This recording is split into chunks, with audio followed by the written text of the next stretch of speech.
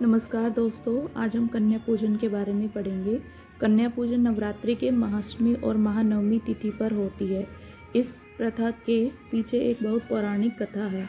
इस कथा के माध्यम से जानिए क्यों कन्या पूजन की है प्रथा और क्या होता है इससे लाभ। कन्या पूजन की कथा। एक बहुत समय पहले जम्मू कश्मीर के कटरा जिले के पास एक हंसाली गांव में श्रीधर नाम का एक व्यक्ति रहता था। वह एक पंडित था जो माँ दुर्गा का बहुत बड़ा भक्त था और अक्सर उनकी पूजा में लीन रहता था। श्रीधर की एक भी संतान नहीं थी, जिसकी वजह से वह काफ़ी दुखी रहता था। एक दिन उसने नवरात्रि का व्रत किया और कन्या पूजन के लिए कन्याओं को आमंत्रित किया।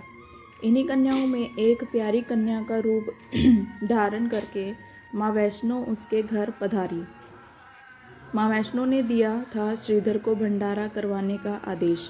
श्रीधर ने सच्चे दिल से सभी कन्याओं का आदर सम्मान किया और भोजन करवाया। भोजन ग्रहण करने के बाद सभी कन्या वहाँ से चली गईं, लेकिन माता वैष्णो वहीं श्रीधर के पास रुक गईं। उस छोटी कन्या ने श्रीधर को भंडारा रखवाने का और पूरे गांव को आमंत्रित करने का आदेश दिया। कन्या की बात मानकर पंडित श्रीधर ने ठीक वैसा ही किया। श्रीधर द्वारा आयोजित किए गए भंडारे में भैरवनाथ भी आया था। कहा जाता है कि यहीं से भैरवनाथ के अंत का आरंभ हुआ था। वह भंडारा रखवाकर श्रीधर को संतान प्राप्ति हुई। तब से लेकर आज तक नवरात्रि में कन्या पूजन किया जाता है। नवरात्रि कन्या पूजन से जुड़ी पौराणिक कथा 2। पौराणिक शास्त्रों के अनुसार इंद्रदेव ने ब्रह्मा जी के कहने पर कन्या पूजन किया था।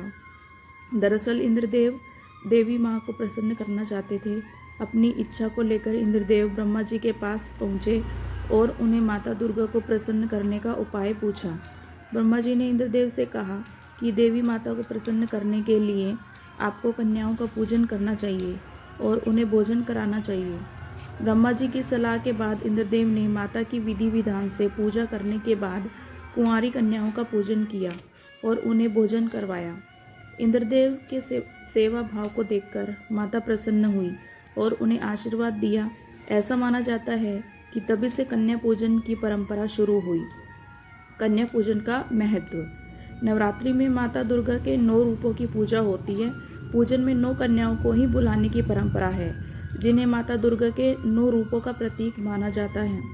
इसके साथ ही एक बटुक भी कन्याओं के साथ होना चाहिए, जो भैरव का रूप माना जाता है। जो भी भक्त विधि विधान से माता की पूजा आराधना करते हैं और कुमारी कन्याओं का पूजन करते हैं, उन्हें माता का आशीर्वाद प्राप्त होता है।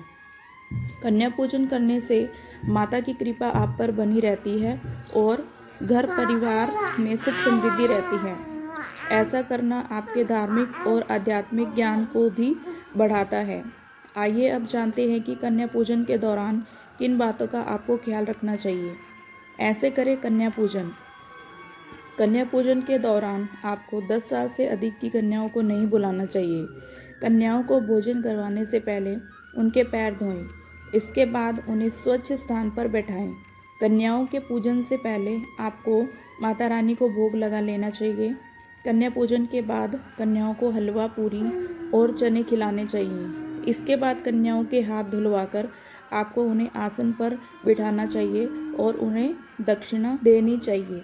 तो इस प्रकार हमें अपना कन्या पूजन पर्व पूरा करना चाहिए।